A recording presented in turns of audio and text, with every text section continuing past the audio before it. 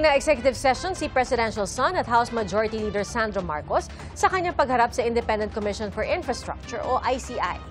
Tinanggihan naman ni Davao City 1st District Paulo Duterte ang imbitasyon ng ICI. Saksi si Joseph Moro. Sa halip na i-livestream na uwi sa executive session ang pagharap ni Presidential Son at House Majority Leader Sandro Marcos sa Independent Commission for Infrastructure o ICI. There may be critical information that may be elicited from his testimony which may jeopardize or compromise further investigation of this commission. We grant your request, so we will adjourn the session and go into executive session. Pero humarap si Marcos sa media pagkatapos ng executive session. Itinanggi ni Marcos sa mga aligasyon ni dating Congressman Saldi Co na nagdawit sa kanya sa umano'y may insertion na mahigit 50 billion pesos sa 2023, 2024 at 2025 budget. I did not do any such a thing. Kung nakikita niyo po yung listahan, may mga project dyan sa Davao City nakalista sa Davao City. Alam naman natin sino nakatira doon, ba't ba ako maglalagay ng projects doon? Dagdag ni Congressman Marcos na sa ICI na kung gusto nitong imbestigahan ang kanyang amang si Pangulong Bongbong Marcos. Nauna ng pinaratangan ni Ko ang Pangulo na nasa likod umano ng 100 bilyong pisong insertion sa budget. I don't want to speak on behalf of the ICI. Ayon naman kay outgoing ICI Commissioner Rogelio Singson, hindi sapat na basihan ang mga video ni Ko para ipatawag si Pangulong Marcos. Inulit ni Singson ang imbitasyon ng ICI kay Ko na tumistigo kahit pa online. Ang dami niyang sinabi Pero anong basis nun? Ganun-ganun na lang pa. Again, that's what happened in the Senate. Nagbanggit ng mga pangalan, isang katerba. When we started interviewing those that were mentioned, talagang walang koneksyon. For either it was highly politically motivated or some other reason, we don't know. Stress at pamilya ang idinahilan ni Singson sa pagbibitiw niya sa pwesto. Bagamat hanggang December 15 pa siya opisyal na bahagi ng ICI. Kung kakailanganin daw siya nito ay handa pa rin siyang tumulong. Ayon kay Singson, sa kasalukuyang forma ng ICI, kulang talaga ang kapangyarihan nito.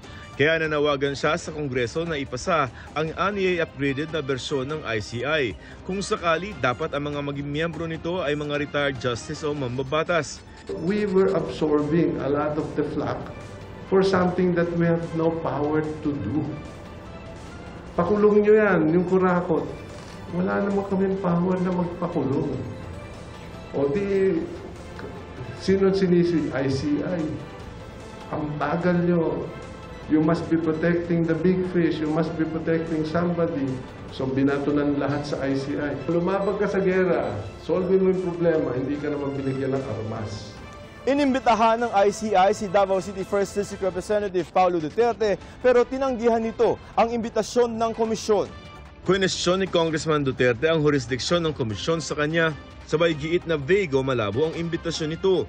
Dapat daw si Pangulong Marcos, kanyang pamilya at si dating Speaker Martin Romualdez ang imbestigahan ng ICI dahil sa mga isinawalat ni Ko. Ginagamit daw ng administrasyon ng ICI bilang political weapon para ilihis ang atensyon ng publiko at pahinain ng pamilya Duterte bago ang eleksyon sa 2028. Tanong naman ni ACT Teachers Party List Representative Antonio Tino, bakit biglang dinaga si Pulong?